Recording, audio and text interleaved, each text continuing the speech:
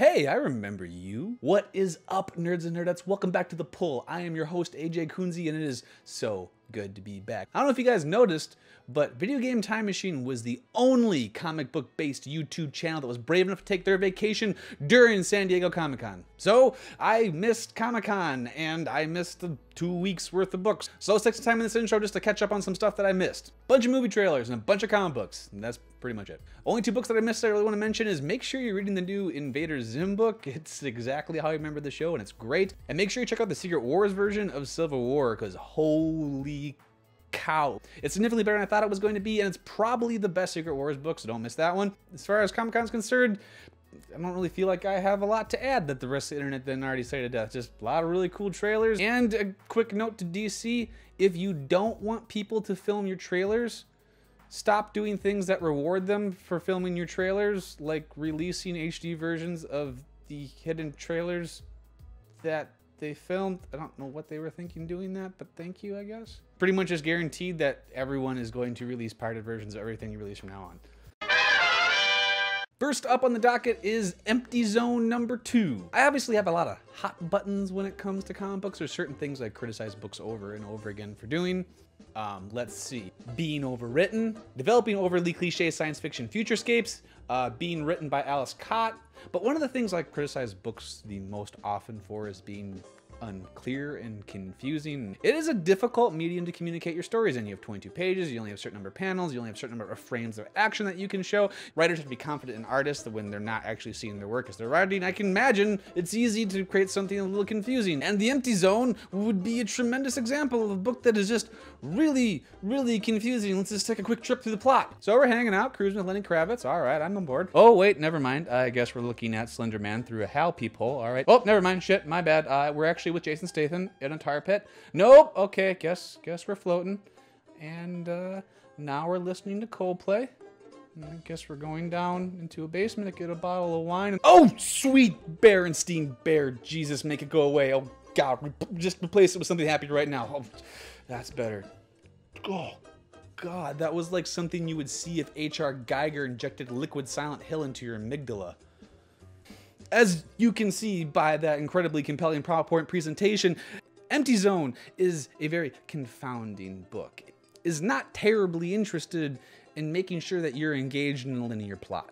What it is interested in is making you diarrhea shit your pants. I actually didn't do a lot of research on this book before I started reading it. I did not expect it to be such an effective horror tale, but Empty Zone is really that. And that's something that we're missing a lot of in comic books. I mean, horror is something throughout history has always been associated with comics. It's a place where it hid for years. It's something that contributed to the Comics Code Authority. It's important to this industry, and yet it has faded and become vestigial so quickly. It's nice and kind of rewarding to see something that is so legitimately terrifying. And it's not just its disturbing details, it actually effectively uses noir style narration, which is not something you see often. I'm not actually a fan of noir style narration that tends to be just kind of overdone and melodramatic, too often reduced to writers kind of jerking off their prose in front of you. But this is really effective, it's additive. In moments of real horror, the narration really poignantly explains what the victims of that horror are experiencing, and you feel there, you feel gripped, you feel fucking kind of scared. I can't say that it's a great book, but I can say it's a rare kind of book, and it's one worth checking out. Where Monsters Dwell, number 3. If you go back and look at the last time I talked about this book, I commented on certain patterns that appear in Garth Ennis written books. Just to pick from 3 of those themes. At some point, the book is going to get incredibly British. It's going to have in-your-face sexuality and genital mutilation. I even commented when the first time I talked about this book how refreshing it was to have a Garth Ennis book that wasn't so beholden to those patterns. It was just kind of a cool, fun, popcorny Indiana Jones book where literally any adventure could unfold itself on the next page. And here we are at issue 3 and, okay, there's in-your-face sexuality. And, oh, yep, it's getting pretty British. And yeah, there it is. That's genital mutilation. We hit him. Boom. What a disappointing and predictable progression. Garth Ennis is way too talented a writer to keep stumbling back over the same potholes. I mean, you're a writer. Your job is to come up with novel and new ideas every day. And I called all 3 of the big things that happen in this book multiple weeks ago. Go ahead, check it out. Click on this marshmallow. And the thing is, those themes still fit in his other works. Preacher, The Boys, The Pro, I guess. Even The Pro wasn't that great. Those all were worlds where those kind of things made sense. The world of where monsters dwell and the overall theme of Secret Wars just doesn't work with these adult and grotesque themes.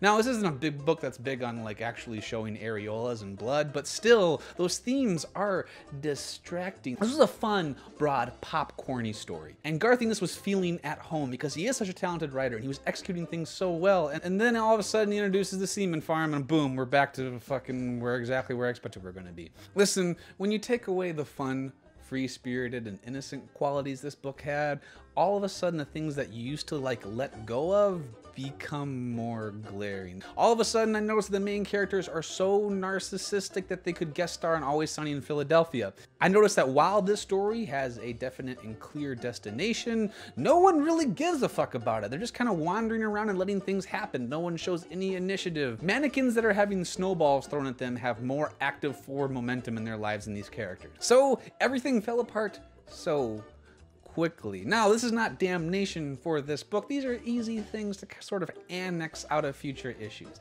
If this series can go back to what it was driving to be, this could be fun, awesome, and one of Secret War's strongest books.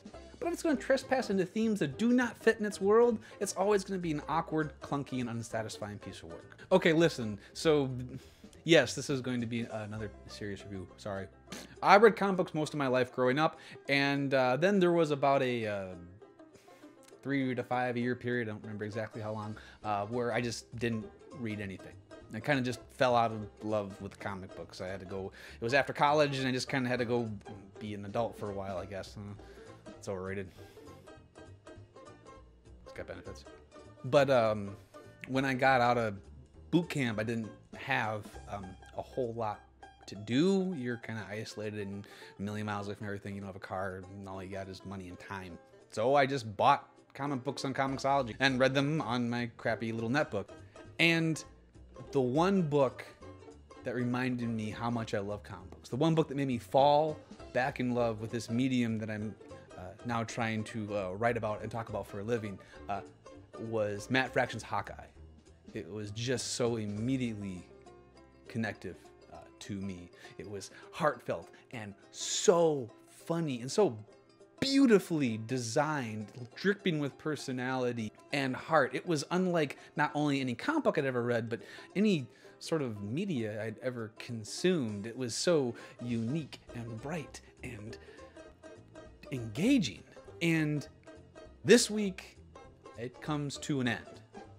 And I need to talk about what that means. Comic books have and continue to go through different phases, and one that dragged on forever was just like these epic books where all the conflicts were extinction level or genocidal, and all the styles were heavy on the line work and mild in the colors. Heroes were hyper muscular, and nothing was ever past the mask. All those ideas are everything that Matt Fraction's Hawkeye is not. The Hawkeye in this book is not superpowered. He's not even really heroic. He doesn't go do heroic things for the most part. He just kind of hangs out and gets his ass kicked and makes mistakes. The characters are normally proportionate. The line work is minimal. The backgrounds are often either lightly detailed or just kind of replaced by these solid blocks, and it really draws your eye to little details both in posture and movement and facial expressions. It uses small real-life details to communicate big ideas to you. This is a book that destroyed the idea of the panel in comic books, using advertising and instructions and words as panels. This was a book that experimented with our medium more than almost anything else has in a really long time. And it had more of an effect than most people are probably ever going to give it credit for.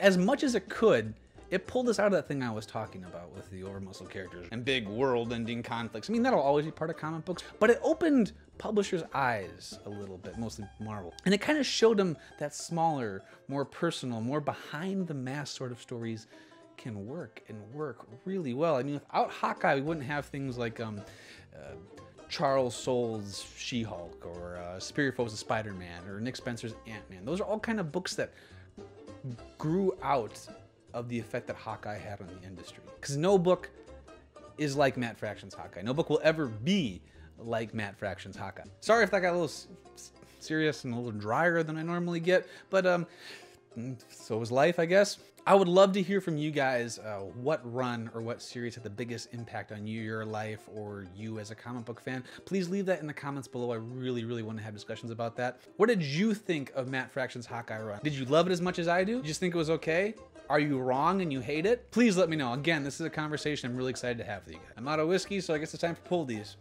Yes, I read DC, asshole. Justice League 42, suck it. This is a book that's getting a lot of buzz, basically based off 2 reveals, but it's a strong enough issue to stand on its own besides the gimmicky last page cliffhanger. And as much as I hate that sort of storytelling device, it's an intriguing last page. You guys should probably check it out. It's going to affect the DC universe going forward, though it directly conflicts with a bunch of other shit that happened in other books, but comic books. Mercury Heat is pretty